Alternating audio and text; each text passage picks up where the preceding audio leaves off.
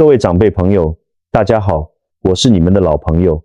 今天想跟各位聊聊一个让很多人都感到困惑的问题。你有没有发现，身边很多过了60岁的朋友，明明每天都很努力在养生，他们每天坚持吃沙丁鱼，觉得补充了深海鱼油，每天早餐一定吃2颗鸡蛋，觉得蛋白质够了，甚至每天吃完晚饭，还会去公园散步，走自己公里。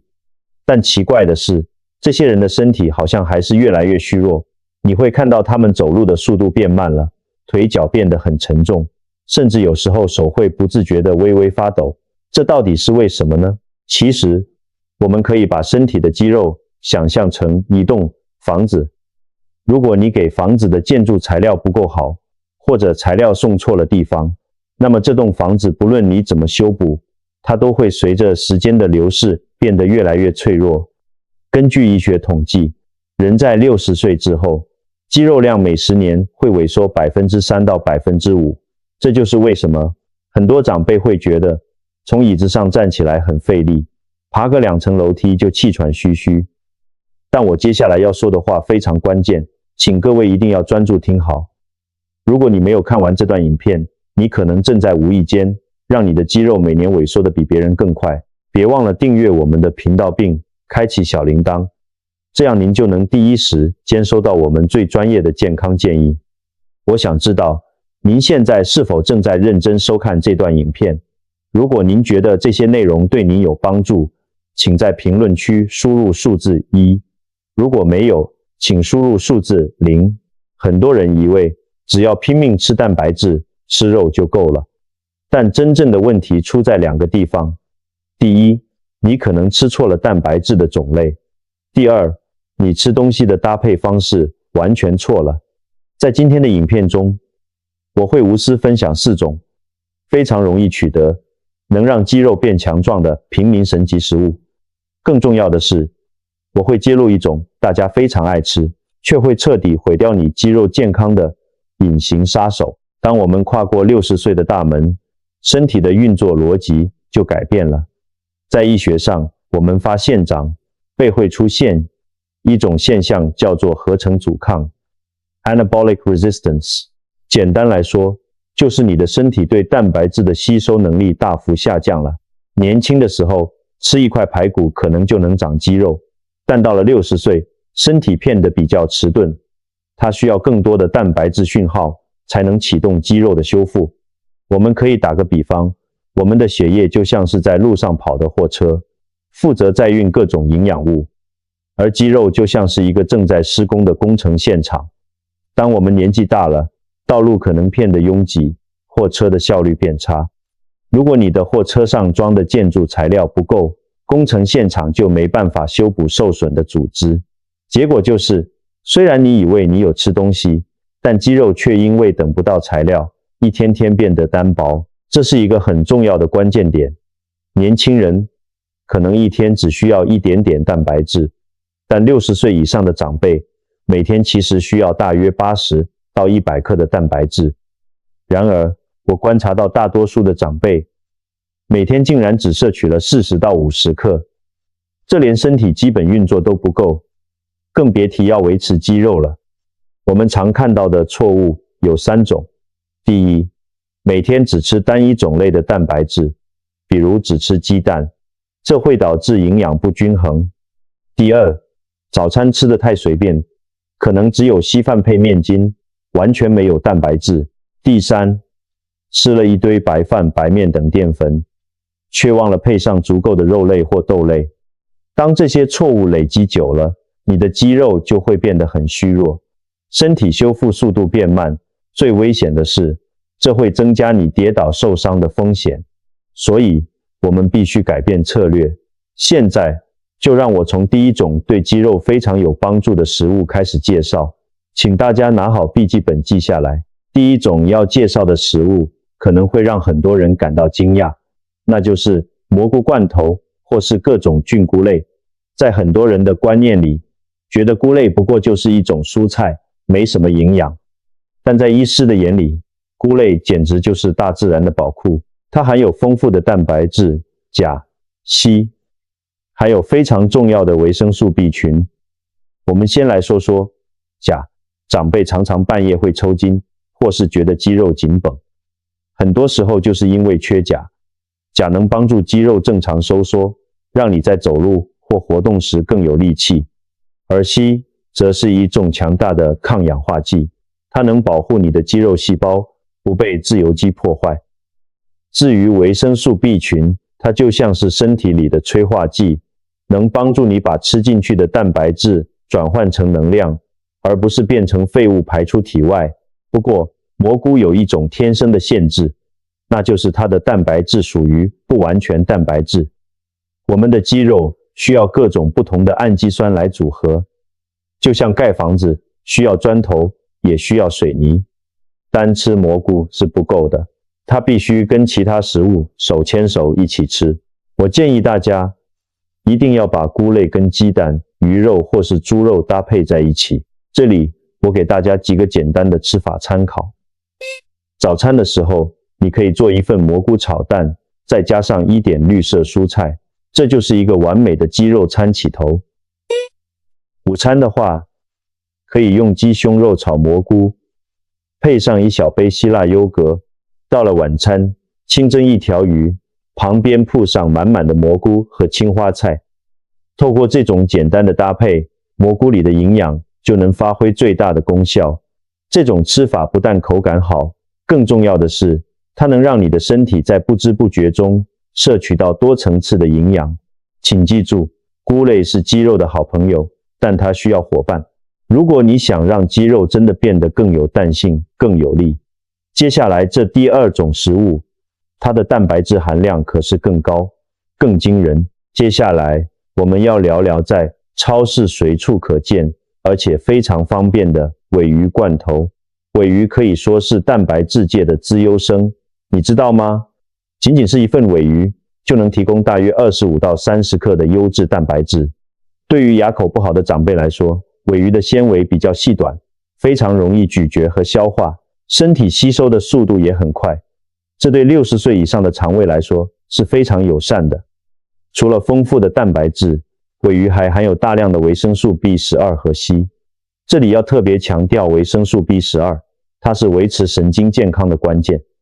很多长辈觉得手脚不协调，走路平衡感不好，其实跟缺乏 B12 有很大的关系。当神经系统健康了，它才能精准地指挥肌肉发力，让你的动作更稳健。可惜的是，我发现很多长辈吃鲔鱼的方法都错了。最常见的错误就是拿鲔鱼来配白吐司，或者是直接丢进泡面里吃。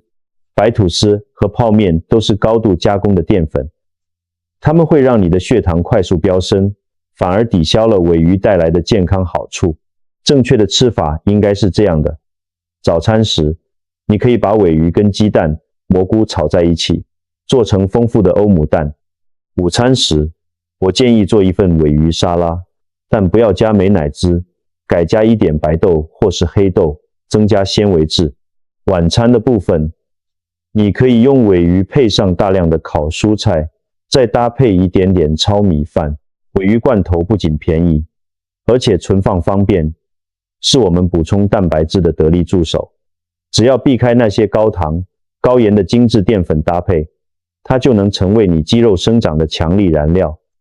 但是，如果您觉得鱼肉太清淡，想要更有力量的感觉，那么第三种食物您绝对不能错过，它是增加肌肉力量的王牌。第三种推荐给大家的是牛肉罐头。虽然有些长辈因为宗教或习惯不吃牛肉，但如果您可以接受，牛肉其实是维持肌肉力量不可或缺的王牌。牛肉提供了最完整的蛋白质，这意味着它包含了人体无法自行合成的所有必需氨基酸。除此之外，牛肉里有2样东西是其他食物很难替代的，第一是肌酸 creatine， 第二是铁和锌。肌酸就像是肌肉的蓄电池，能帮助你在提重物或爬坡时提供瞬间的爆发力，而铁质则是负责运送氧气的红血球核心。如果氧气送不到肌肉，你稍微动一下就会觉得很累、很喘、很多长辈会有贫血或维生素 B12 缺乏的问题，这会直接导致神经传导变慢。牛肉丰富的 B12 刚好能解决这个困扰，让你的大脑与肌肉之间的联络更顺畅。但是，吃牛肉罐头有一个非常重要的注意事项，市面上的罐头通常为了保存，会加入比较多的盐分。那对于血压比较高的长辈来说，过多的盐分会造成负担。所以，我的建议是，在购买时，尽量选择标示低钠的产品，而且在烹饪前，可以用开水稍微冲洗一下，或是搭配大量的蔬菜一起煮，利用蔬菜里的钾来抵消钠的负担。这里分享几个营养师也推荐的餐点搭配。早餐你可以煮点马铃薯，配上切碎的牛肉和一颗鸡蛋，这能提供你一整天满满的活力。午餐则推荐牛肉配上豆类和糙米饭，这是一个充满层次的蛋白质大餐。晚餐可以炖一锅牛肉蔬菜汤，放入大量的红萝卜、洋葱和番茄，既暖胃又营养。牛肉能给予肌肉扎实的支撑力，让你看起来更有精神。不过我也理解，并不是每个人都喜欢吃肉，或者有些朋友正在实行蔬食生活。别担心，接下来这第4种食物，就是专门为喜欢清淡饮食的朋友准备的植物性蛋白质之王。第4种我们要介绍的是各种豆类罐头，像是黑豆、红豆、花豆或白豆。对于不爱吃肉或牙口不好的长辈来说，豆类简直是上天赐予的礼物。大约1杯分量的豆类就能提供13到15克的蛋白质，而且豆类跟肉类最不同的地方在于，它含有大量的膳食纤维，这能帮助长辈解决最常见的便秘问题。除了蛋白质和纤维，豆类还含有丰富的镁和钾。镁对我们非常重要，它被称为天然的镇定剂，能帮助肌肉放松。很多长辈晚上睡不好，容易抽筋，往往就是因为缺镁。多吃豆类能让你的肌肉在休息时得到真正的放松，减少酸痛感。但这里有一个小秘密，大家一定要记住，植物性蛋白质通常也属于不完全蛋白质。为了发挥最大的效果，豆类最好跟一点点鱼肉、瘦肉或是鸡蛋搭配着吃，这样植物和动物的氨基酸就能互补，创造出最完整的肌肉建材。在日常饮食中，你可以这样安排：早餐时，在你的炒蛋里加一点豆子和蘑菇；午餐时，做一份鲔鱼豆子沙拉，这能让你摄取到2种不同的优质蛋白。晚餐的话，可以用牛肉跟豆子、番茄一起炖煮，做成营养满分的浓汤。豆类不仅价格亲民，而且料理变化非常多，它是维持肌肉耐力的好帮手，也能保护我们的肠胃道健康。说到这里，我们已经介绍了4种对肌肉非常好的食物，但是各位长辈，接下来我要说的部分才是整部影片最关键的。有一种大家为了求方便而常吃的食物，它正在悄悄地偷走你的肌肉，甚至毁掉前面这些食物的所有好处。这第5种食物，大家一定不陌生，甚至家里橱柜里现在就放着好几包，那就是泡面。我知道泡面很方便，肚子饿了开水一冲就能吃。很多长辈为了省事，会开一个鱼罐头或肉罐头，然后就配着一碗泡面当一餐。你可能觉得，我有吃鱼，有吃肉，蛋白质应该够了吧？但这就是最危险的陷阱。泡面是典型的高升糖指数 （High GI） 食物，它含有大量的精致淀粉、极高含量的盐分，那还有最糟糕的氢化油。当你吃下泡面时，血糖会迅速飙升，这会诱发身体产生发炎反应。这种发炎就像是在你肌肉的工程现场放火，它会阻碍身体吸收蛋白质，让你的肌肉修复停摆。过多的钠会导致水分滞留，增加心脏负担，而氢化油则会破坏血管健康。当你的血管道路受损了，营养货车就更难把蛋白质送到肌肉手里。结果就是，你虽然吃了罐头里的蛋白质，但因为泡面的干扰，这些营养大部分都浪费掉了，甚至还增加了体脂肪。所以，我真的要苦口婆心地劝各位长辈，为了你的肌肉健康，请尽量远离泡面。如果你真的很想吃面，我们有更好的替代方案，你可以改用糙米饭、藜麦或是全麦面条来代替泡面。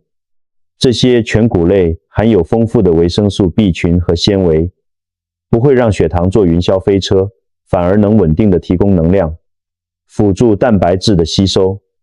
记住，饮食的关键在于品质，方便一时，可能会换来长期的虚弱。我们辛辛苦苦补充的营养，不应该被一碗泡面给毁掉。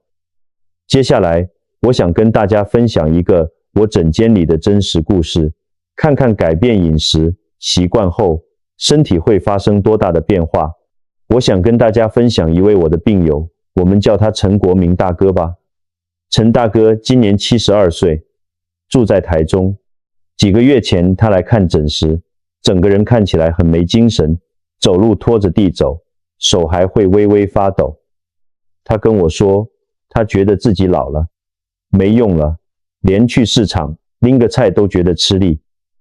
我仔细询问了他的饮食习惯，发现陈大哥因为一个人住，为了图方便，最常做的就是煮一碗泡面，然后打开一个鲔鱼罐头或牛肉罐头配着吃。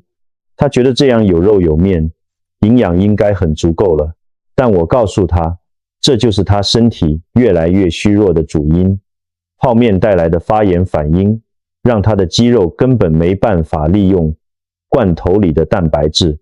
我建议他做一个简单的改变，把泡面全部换成糙米或地瓜，并且每天轮流吃我刚才提到的那4种食物：蘑菇、鲔鱼、牛肉和豆类。我也叮嘱他，早餐一定要吃饱，蛋白质要够。过了大约6周，陈大哥回诊时，我差点认不出他来。他的眼神变亮了，走路脚步轻盈了许多，甚至跟我炫耀说，他现在可以自己提着大西瓜爬上3楼。陈大哥的例子告诉我们，身体是非常诚实的，只要你给他正确的燃料，不论你几岁，他都有能力重新启动，把肌肉练回来。这并不需要花大钱，也不需要去健身房拼命，只是在每天的餐盘上做一点小小的微调。这些微小的改变累积起来就是巨大的健康财富。所以不要轻视你吃下的每一口食物，它们都在决定你的未来。好了，说了这么多，我们来帮大家整理一下今天的重点。要维持60岁之后的肌肉健康，请记住这4种平民神级食物。第一是富含微量元素的蘑菇，第二是高蛋白且易吸收的鲔鱼，第三是提供力量来源的牛肉，第四则是充满纤维与镁的豆类。更重要的是，一定要狠下心来，戒掉那个会偷走你肌肉的泡面，选择糙米、全麦等优质淀粉来搭配蛋白质，才能发挥1+1大于2的效果。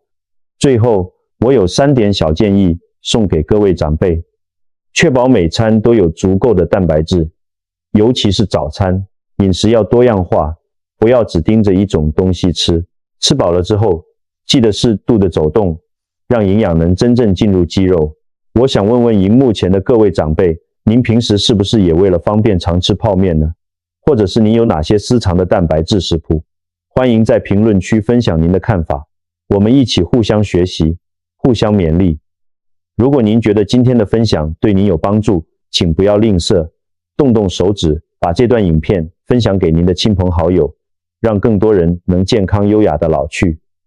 我是您的健康伙伴，我们下段影片再见，祝大家身体健康，龙马精神。